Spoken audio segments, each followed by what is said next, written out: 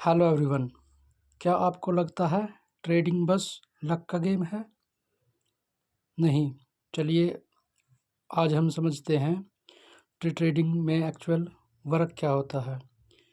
Trading is a probability game. अगर आप gambler mindset से आए हो तो आप ट्रेडिंग में कभी भी सक्सेसफुल नहीं हो सकते।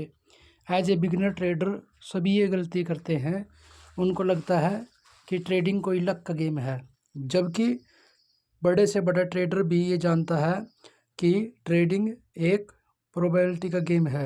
आपने क्लास में 10th क्लास के अंदर पढ़ा होगा कि अगर हम एक कॉइन को फ्लिप करेंगे तो उसमें 50-50% चांस होते हैं हेड या टेल आने के। ठीक है, तो इस 50-50 का चांस को ही आपको ध्यान में रखकर ट्रेड लेनी होती है कि या तो आप विन करेंगे या फिर आपकी ट्रेड लॉस करेंगे या विन करेंगे।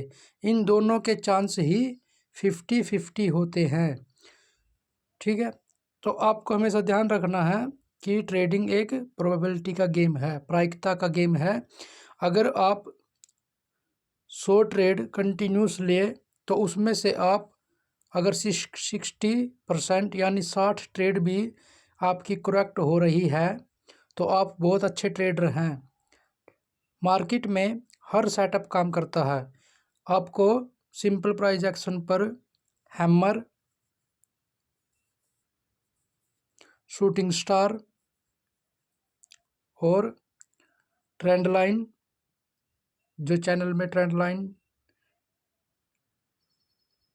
मारू बाजू कैंडल, सभी तरह के सेटअप मार्केट में काम करते हैं। ध्यान रखना है कि अगर ट्रेडिंग में 22 दिन ट्रेडिंग हो रही है तो वहाँ पर आपको हर दिन सही होने की कोशिश नहीं करनी है। आप अगर 22 में से 13 दिन भी ठीक होंगे, राइट होंगे, तो भी आप एक प्रॉफिटेबल ट्रेडर बन पाएंगे। यही प्रोबेबिलिटी का गेम है। जो बिगिनर ट्रेडर होते हैं वो यही गलती करते हैं कि वो जिस दिन भी लॉस हो जाता है उस दिन उसको कवर करने की कोशिश करते हैं कि मुझे आज लॉस हो गया तो मैं आज ही ग्रीन में क्लोज करूँगा। ठीक है, इसलिए प्रोबेबिलिटी का गेम समझना बहुत ज़रूरी है। आपको हमेशा ये ध्यान रखना है कि मार्केट हमेशा रहने वाला है पर आपकी कैपिटल हमेशा नहीं रहेगी। इसलिए आपको कोशिश करनी है कि आप 1:2 के रिस्क रिवार्ड से ट्रेड ले। अब मैं आपको इसका कैलकुलेशन दिखाऊंगा एग्जैक्ट। मान लीजिए आपने 22 दिन ट्रेड किया है और 22 में से आपने 1 टारगेट टोकन लगाया। अगर सिर्फ 5 दिन भी आप टारगेट हिट करते हैं और 12 दिन आप लॉस करते हैं तो 12 दिन में आपके, मान लीजिए आपने 15 पॉइंट का एसएल लिया था तो 12 गुना 15 और 5 दिन आपने 30 पॉइंट कैप्चर किए। बाकी के जो बच गए हैं 5 दिन आपने दोबारा 1:1 का टारगेट अचीव किया। तो इस कैलकुलेशन के बाद भी आप नेट प्रॉफिट में रहेंगे। ठीक है, तो यही प्रोबेबिलिटी का गेम है। मार्केट में हर सेटअप काम करता है। बस आपको ये जानने की ज़रूरत है कि ओवर ट्रेडिंग से बचना है और सेम डे लॉस रिकवर करने की कोशिश नहीं करनी है। एक डे लिमिट सेट करनी है कि मेरा डे लिमिट कैपिटल के हिसाब से, किसी की डे लिमिट 1000 हो सकती है, 1000 रुपये का लॉस डेली लिमिट का, किसी का 2000, सबका अपनी कैपिटल के अनुसार ही डे लिमिट सेट होता है।